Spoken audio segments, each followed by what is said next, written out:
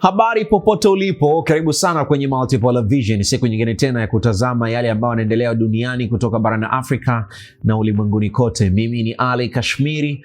Unionapo kuna jambo na kama utafika utaniona. Yapi unatamani kuyasikia zaidi kwa siku hii ya leo, ambayo tutayangazia katika upande wa pili wa shilingi, ambapo mgogoro unaotikisa mipaka ya kusini ya Umoja wa Ulaya umegeuka maradhi yanayosababisha pia kirusi, baada ya maelfu ya wahamiaji kuingia kwa nguvu zaidi katika mji wa Ceuta, eneo la Hispania lilopo Afrika Kaskazini, mpakani kabisa mwa mji wa Morocco. Tukio hilo ambalo limeibua pia mjadala mpana kuhusiana na usalama wa mipaka, sera za uhamiaji, uhusiano kati ya Hispania na Morocco, pamoja na uwezo pia wa Umoja wa Ulaya kukabiliana na changamoto zinazozidi kuwa tata zaidi za uhamiaji, jambo ambalo limepata mjadala mkubwa zaidi katika juma hili ambalo linamalizika kwa siku hii ya leo. Sasa tukio hili pia kati limeibua hisia kubwa na mjadala.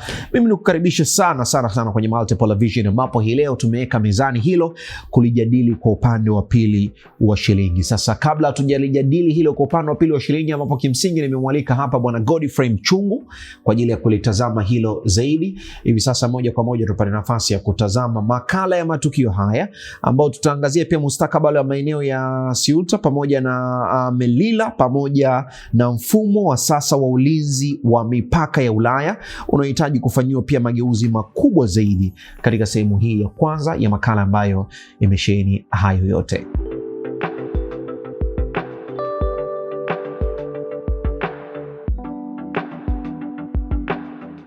Duniani leo, mipaka, vita na siasa za nguvu nyingi. Kuna wakati historia haibadilishwi na vita pekee, bali hubadilishwa na maamuzi ya mahakama, makubaliano ya kisiasa na hata watu wanaovuka mipaka kwa maelfu. Wiki hii dunia imeshuhudia migogoro minne mikubwa inayoonyesha jinsi siasa, uchumi na usalama unavyozidi kuunganishwa. Kutoka mpaka wa Hispania na Morocco, Mashariki ya Kati, vita vya Ukraine hadi Sudani. Swali ni moja, je, dunia inaelekea kwenye zama mpya za migogoro? Hii ni Multipolar Vision. Mimi ni Abel Mponela. Sehemu ya kwanza ya ukurasa huu wa Multipolar Vision kwa siku ya leo. Usiku wa tarehe 30 Julai, tunakumbuka mji mdogo wa Ceuta uliamka ukiwa umebadilika kabisa.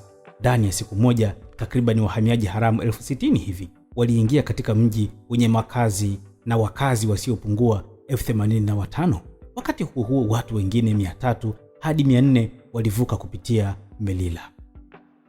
Watu wengine 67 walipoteza maisha.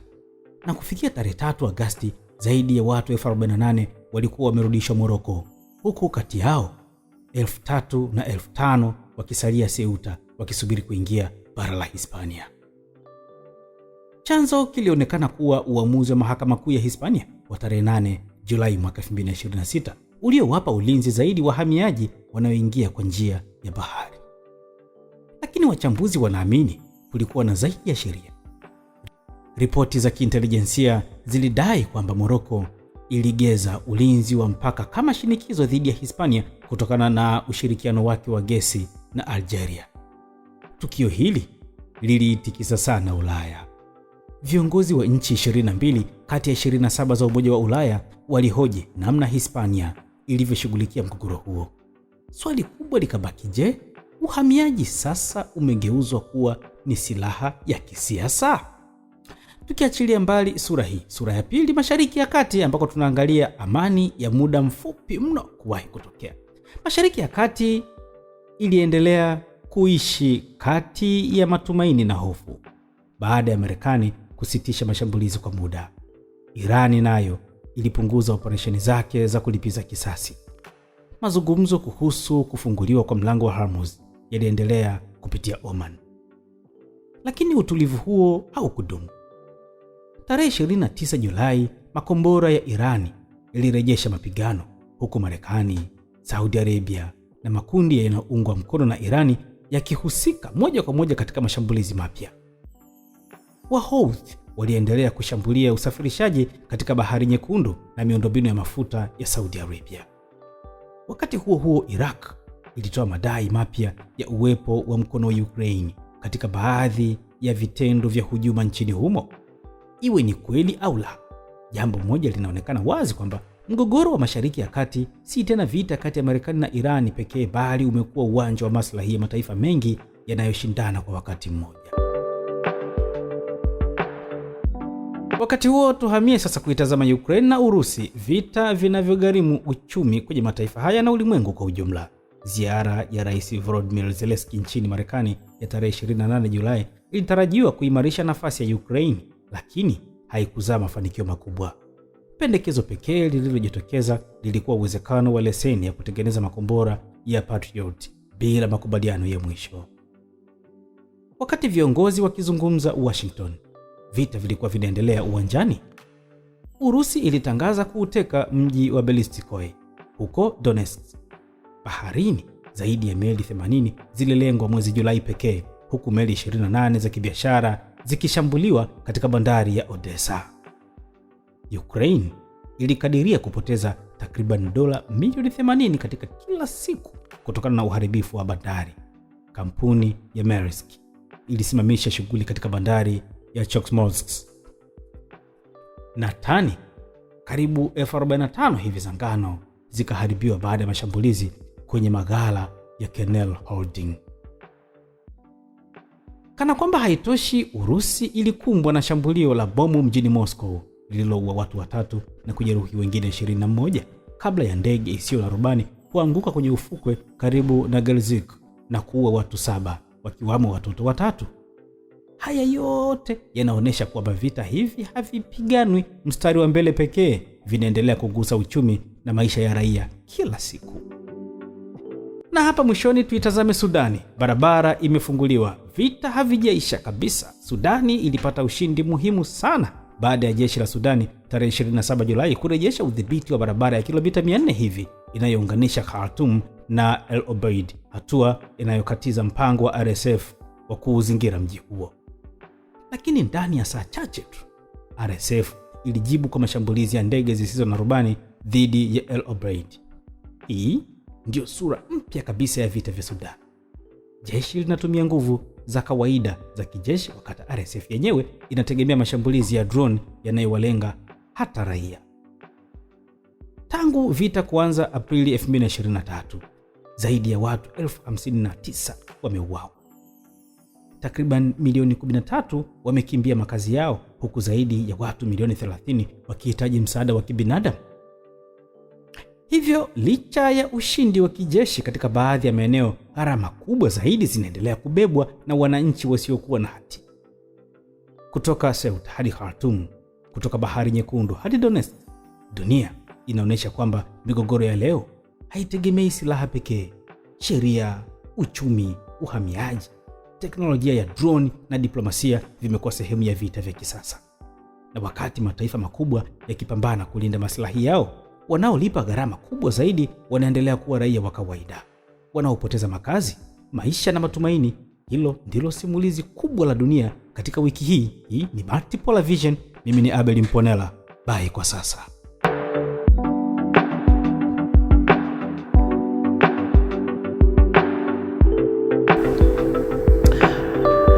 Alright, asante sana. Na hiyo ndio makala ambayo hii leo tumeiangazia mengi zaidi kuhusiana na swala la uhamiaji, na tumerejea hapa kupitia Multipolar Vision. Mimi ni Ali Kashmiri, na hii leo mchambuzi wa siasa za kimataifa ambaye tumemwalika hapa kwa ajili ya kulijadili hili ni Bwana Godfrey Mchungu. Karibu sana kwenye Multipolar kwa mara nyingine. Asante sana. Mambo yanaenda vizuri? Mambo mazuri sana. Basi tutaanza kwenye sehemu ya kwanza, ambapo katika siku ya umoja tu kuanzia tarehe 29 hadi 30 Julai, wahamiaji haramu zaidi ya 60,000 kutoka Morocco waliweza kuingia katika sehemu ya mji wa Hispania, ambapo kimsingi kwa namna moja ama nyingine katika eneo lenye wakazi zaidi ya 85,000 kaskazini mwa Afrika, pamoja na majaribio mengine pia ya kuvuka mpaka katika mji wa Melilla. Sasa chanzo kikuu kinatajwa kuwa ni uamuzi pia wa mahakama ya Hispania wa tarehe 8 Julai uliotangaza kuwa ni kinyume cha sheria kuwafukuza wahamiaji ama wahamiaji haramu, mara moja wahamiaji hao watakapoingia katika eneo husika wanapaswa wazuiliwe kwa muda, kufanyiwa mahojiano na vitu vingine kadha wa kadha. Sasa je, kukiri kwa mamlaka za Hispania kwamba hazikuwa zimejiandaa licha ya kuwepo kwa taarifa pia za kiintelijensia zilizotolewa mapema tu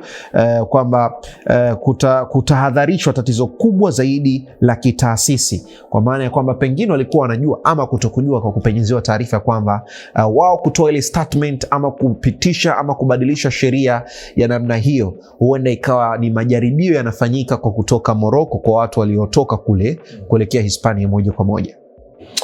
Yes, kwanza ni unajua huu mzozo, unajua bwana Kashmiri unachekesha, unaweza kusema kwamba unashangaza, kwa sababu eneo ambalo tunalizungumza hapa ni eneo ambalo lipo Afrika, ambalo kijiografia lipo Afrika, lakini kiutawala lilikuwa chini katika serikali ya Hispania.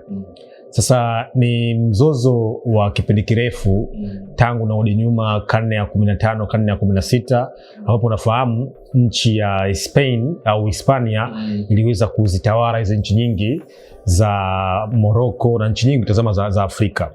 Sasa swala la kujiuliza ni kwamba kwa nini Waafrika Morocco wamevuka mpaka kuelekea kwenye eneo la Ceuta, lakini wanataja kwamba wameenda katika nchi ya Spain. Yaani tuseme kwamba vile kwa mfano mtu ametoka Kigamboni alafu aenda sehemu ambapo anaenda kupandia zile boti za kwenda Zanzibar. Alafu mtu anasema kwamba kwa nini nimevuka Kenya? Ni eneo la Tanzania lakini lina utawala katika eneo lingine. Sasa tunafahamu vile vile kwamba nchi za Ulaya sasa hivi wamekuwa wakipitia kwenye wimbi kubwa la uhamiaji, wanaita illegal migration. Na utawala ukitazama wa Spain chini ya Pedro Sanchez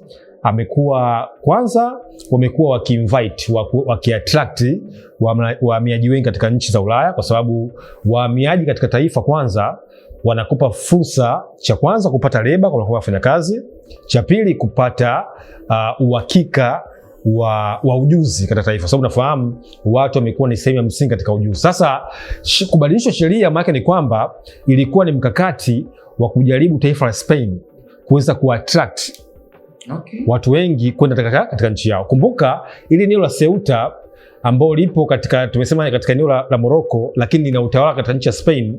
Kuvuka sasa katika nchi ya Spain ni karibia kilomita 700. Maana ni mbali. Maana haiwezekani mtu kutoka Ceuta kuvuka bahari ya Mediterania kuelekea katika nchi ya Spain. Kwa sasa kilichofanyika ni kwamba wakazi wa Morocco wameenda kwenye eneo la utawala wa Spain. Sasa ilikuwa ni kama wanajiandaa sasa, baada ya kutoka pale wajaribu kuchukua boti kuelekea wapi? Katika nchi ya Spain, kwa sababu unafahamu nataja kwa mfano sababu ya ukosefu wa ajira. Unafahamu nchi ya Morocco katika nchi ya Afrika ni moja ya mataifa makubwa sana ya kiuchumi. Lakini kwa nini wananchi wake wameamua watoka katika nchi yao wajaribu kutafuta fursa kwenye eneo lingine? Imejengwa hoja, kwa mfano nchi ya Morocco ina takriban 29% ya ukosefu wa ajira katika nchi yao. Lakini la pili sasa, namna gani kumekuwa kuna wimbi la Afrika kujaribu kwenda kutafuta fursa huko duniani. Sasa vile vile mzozo huu ukiutazama umejengwa na conspiracy nyingi au tunaita nadharia nyingi. Moja ni msimamo wa Spain kwenye siasa za kimataifa. Na hapa lazima tufahamu kwamba hapo tunapozungumzia Pedro Sanchez amekuwa ana msimamo tofauti sana kuhusu swala zima la NATO, lakini cha pili msimamo wake kuhusu vita vya Gaza. Kuna viongozi wengi wa Ulaya, Pedro Sanchez ni kiongozi ambaye amekuwa akikosoa waziwazi hata kukashifu dhidi ya matendo ya Trump kuhusu Iran, dhidi ya matendo ya Netanyahu kuhusu eneo la Palestina. Lakini zaidi sana katika eneo la NATO, yeye amepinga visiwa vyake ambavyo anavimiliki kujaribu kutumika dhidi ya mashambulizi katika eneo la Iran. Maana ni kwamba sasa sheria za Spain na mtazamo wa kisiasa umekuwa ni tofauti dhidi ya siasa kidogo. Ndio maana baada ya wahamiaji takriban 60,000 kuvuka, inazungumzwa kwamba kuna mkono wa Marekani, kuna mkono wa Israeli, kuna mkono wa Netanyahu. Kwa kuna hizo conspiracy ambazo kimsingi zimetengenezwa. Kimsingi ni kwamba tunazungumzia eneo ambalo la Afrika, lakini lipo chini ya utawala katika eneo la Spain. Yes. Sasa tukiwa tunalitazama hilo, ni wazi kwamba Morocco imeeleza kuwa yaliyotokea, kwa maana sehemu ya uhamiaji yaliyotokea yaliratibiwa na makundi yanayoshughulikia na usafirishaji haramu wa wahamiaji, huku pia ikikanusha kuhusika kwa serikali. Lakini iwapo madai kwamba Morocco ilifanya hivyo kwa maksudi, je, halitakuwa mfano unaonyesha swala la udhaifu mkubwa wa mfumo mzima wa Umoja wa Ulaya? Hilo la kwanza. Lakini la pili, kukabidhi usimamizi wa mipaka kwa nchi nyingine, kati ya swala ambalo pia linasema kama umesema eneo hili kiutawala liko Afrika, na kama liko Afrika ni Morocco, si ndio sehemu lilopo. Kwa nini utawala wake upo katika eneo la Hispania? Lakini pia swala la msingi katika hiki ambacho hii leo tunakijadili, hali hiyo inamaanisha nini kwa nchi za Afrika kama hiyo conspiracy ambayo umeizungumza hapo awali, kwamba huenda nchi fulani swala la kutumika inawezekana ikawa ile swala la kiutawala ama swala la ukoloni halipo kivitendo, lakini kwenye nadharia ya kuishi kwenye mifumo bado ipo kwenye nchi za Afrika, na tunaondoka nalo vipi? Yes, swali zuri. Kwanza ni kwamba ni kweli kipindi hawa wahamiaji wanavuka mpaka kulikuwa kuna uangalizi mdogo sana wa askari pale mpakani. Kama nilivyosema kwamba ni eneo ambalo watu walikuwa kama wanavuka ukuta, yani wanatoka upande mmoja waende katika upande wa pili. Kwa hiyo kulikuwa hakuna ulinzi mkali sana wa vyombo vya ulinzi na usalama. Lakini la pili sasa ni kwa nini eneo hili ni muhimu. Sasa hapa ni vile lazima tuweze kuelewa dhana nzima ya jiografia. Ukiangalia eneo la Morocco, tumesema kwamba kuna bahari ya Mediterania, hilo la kwanza. Lakini la pili, eneo la Ceuta kimkakati linapakana na mlango bahari ambao unaitwa Gibraltar. Hasa mlango bahari wa Gibraltar ni mojawapo mlango bahari ambao imekuwa ikiunganisha bahari kuu pamoja na bahari ndogo ndogo. Kwa mfano, inaunganisha bahari ya Mediterania pamoja na Atlantic. Maana ni kwamba sasa kimkakati Spain aliamua eneo hili kihistoria, kwa sababu lazima tufahamu kwamba Morocco imepata uhuru mwaka 1956. Na kama nilivyosema kwamba tangu karne ya 15 miaka 1488 Morocco imekuwa ili eneo limekuwa likishikiliwa na Spain. Maana ni kwamba Spain waliangalia eneo kama eneo muhimu zaidi katika siasa za kijiografia. Sasa baada ya uhuru wa Morocco, bado eneo hili limekuwa ni sehemu tulivu, kwa sababu linaunganisha mlango bahari wa Gibraltar. Unafahamu tuna hoja hapa mlango bahari wa Hormuz, Suez Canal, Bab el Mandeb, kule mfereji wa Panama. Kwa hiyo Spain anaitumia ile eneo kama ni sehemu yake moja kupata tija za kiusalama. Kwa sababu nimesema imekaa katika muundo ambao inaipa turufu kuweza kuangalia masuala yake ya kiusalama. Lakini la pili, kihistoria iliamuliwa wazi kwamba Morocco itapata uhuru mwaka 1956, lakini baadhi ya visiwa vitakuwa chini ya umiliki na utawala wa Spain, hata kama kijiografia yapo katika eneo la Morocco. Maana ni kwamba Morocco aliangalia, Spain aliangalia mbali zaidi. Yani ya kuangalia miaka 50.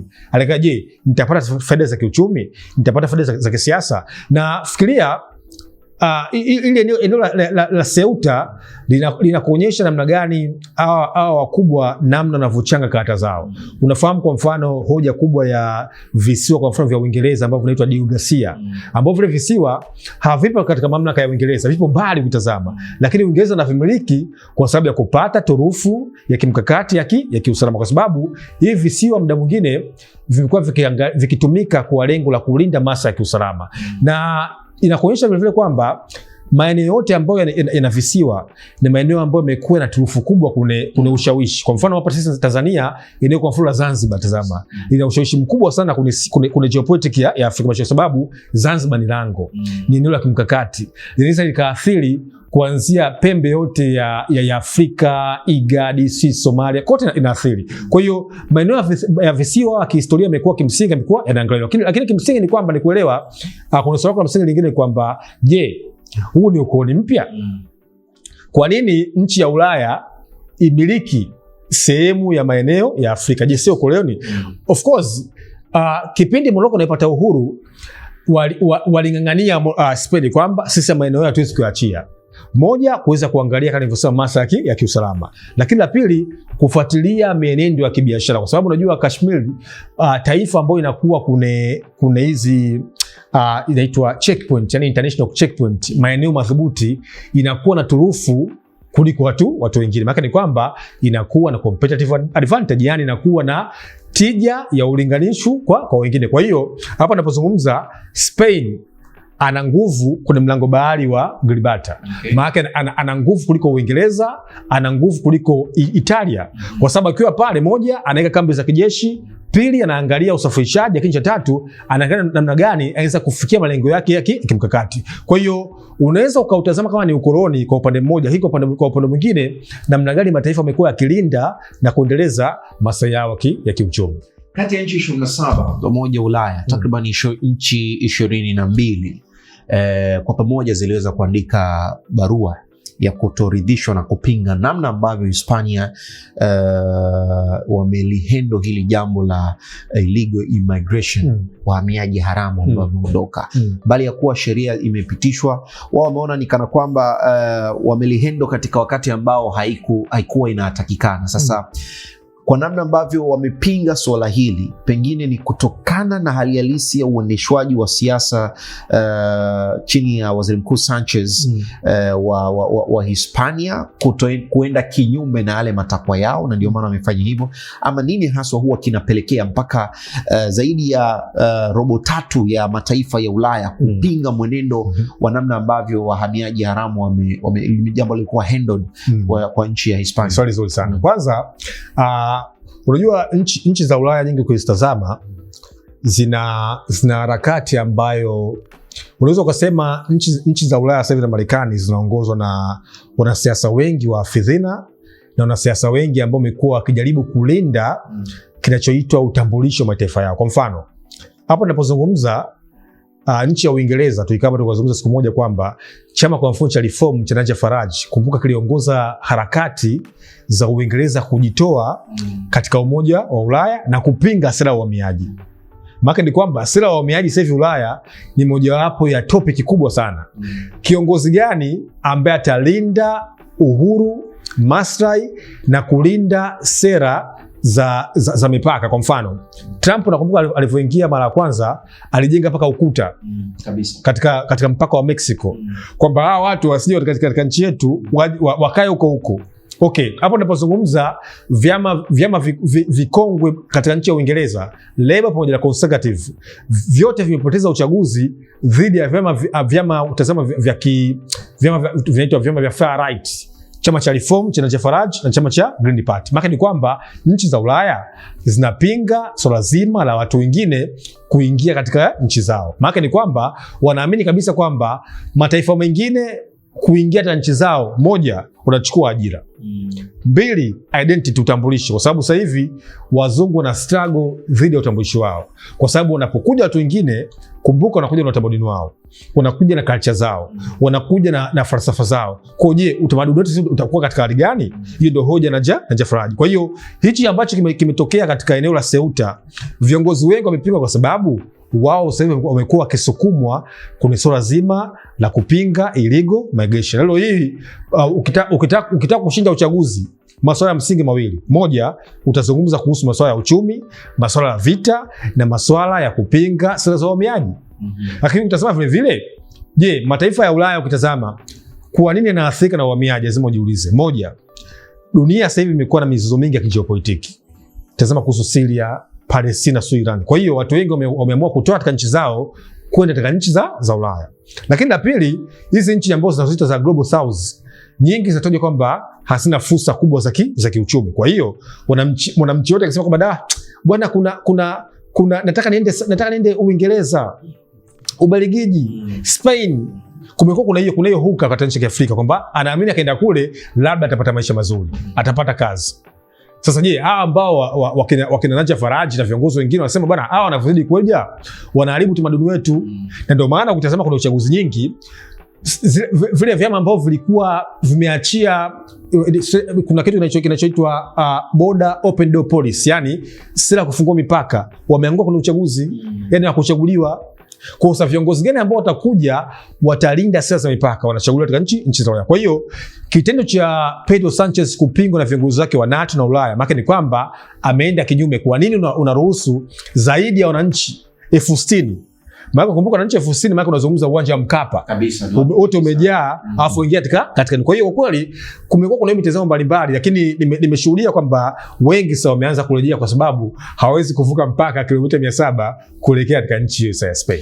Kuna swala la Morocco kutajwa kama sehemu ya kutumia njia hiyo pia kuthibitisha kuwa uwezo wa kutumia uhamiaji ama swala la uhamiaji umekuwa sehemu pia ya kudumu ya mkakati wa nchi zinazopakana na Umoja wa Ulaya bila pia kujali aina ya mahusiano rasmi yaliyonayo na Brussels, kati ya jambo ambalo limetajwa. Hilo ni mojawapo. Ama je, kutokana na hali hiyo pia Umoja wa Ulaya haupaswi kutathmini upya na kwa kina zaidi mfumo wake wa sasa ambao sehemu ya jukumu la kulinda mipaka limekabidhiwa kwa nchi nyingine kwa kubadilishana pia na manufaa ya kisiasa na masuala ya kiuchumi, au bado ule mfumo haujajenga mazingira ambao utaweza kuondokana na hii changamoto ambayo hujirudia mara kwa mara, hususan kwa nchi ambazo zipo katika eneo la mipaka? Na hiyo ndio imekuwa hoja kubwa kwamba tunaweza vipi kuweza kulihandle swala zima la uhamiaji.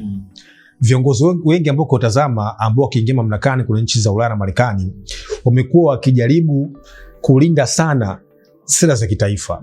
Na kwa mtu ambaye anafuatilia vizuri siasa za dunia ni kwamba viongozi wengi ambao wanaitwa viongozi wa far right, viongozi wenye mrengo mkali wa kulia wamekuwa wakishinda uchaguzi kwa sababu wao, wakumbuka, wanatetea sana masuala ya ndani ya taifa. Hapa nazungumza viongozi kama wakina Trump, wakina Friedrich Merz kwa mfano. Hao ni viongozi ambao wanaitwa ni far right. Wakina Najat Faraj, chama cha Green Party, chama cha Reform ni far right. Maana ni kwamba sasa hawa ni viongozi ambao wanakuja kutetea sera za utaifa. Unafahamu kipindi cha Trump tangu ameingia mamlakani alizungumza sana swala zima la illegal migration, kwamba Marekani ni kwa ajili ya Wamarekani. Ndio maana sera yake inaitwa Make America Great Again. Na ndio maana hiyo ndio sera ambayo ukimtazama imemsaidia kuweza kushinda. Sasa je, nchi za Ulaya wana viongozi ambao hawata kiuka misingi kati ya kulinda uhuru wa taifa na utambulisho dhidi ya uhamiaji? Kuna hiyo debate. Kipindi ambapo wananchi wanakuja kutokana na sheria za UNHCR, yani shirika la makazi duniani na wakimbizi, inasema kwamba watu wanavutoa kwako, wanavutoa katika nchi nyingine kuja katika nchi yako, unawajibu kuweza kuwatunza. Nakumbuka kutokana na sheria za UNHCR kutunza wahamiaji ni gharama, ni mzigo kwa serikali, kwa sababu kumbuka serikali itawajibu kuweza kubadilisha vipaumbele vyake vya elimu, vya afya, vya uchumi. Sasa wanasema kwamba kwa nini tuendelee kubeba mzigo? Ukitazama wananchi wetu bado nao wanastagu katika recession, katika mdororo wa kiuchumi. Kwa sasa ndio maana ukitazama tangu mwaka 2024 mpaka sasa hivi nchi nyingi za Ulaya zinapitia katika mkwamo wa kushinda vyama vya kiafidhina, yani vyama vya mlengo wa kulia. Yani leo ukitaka kushinda Ulaya, sema mimi nitapambana na uhamiaji, nitaleta amani, kwa sababu swala la Ukraine imekuwa ni shida, swala la uchumi imekuwa ni shida, swala la Iran imekuwa ni shida. Kwa hiyo sasa viongozi wengi wameamua kwanza kutengeneza sera ambazo zinaitwa realistic, yani sera za kuendeleza mipango na misimamo ya nchi yao kwanza, kuliko kuzingatia sera ambazo zinaitwa open door policy, yani unafungua mipaka na ukaribisha watu. Lakini vivyo kutazama kihistoria, hizi nchi nyingi za Ulaya zimejengwa na hii sera ya open door policy, kwa sababu kumbuka, ukiangalia hata Marekani taifa lao linaitwa cosmopolitan, yani taifa ambalo limejengwa likiwa lina asili na watu wenye historia tofauti. Hata Uingereza yenyewe ukitazama kuna black American ambao ni wengi sana. Sasa je, kwa wakati sasa hivi tunaweza kuendelea kufungua mipaka dhidi ya utambulisho wetu?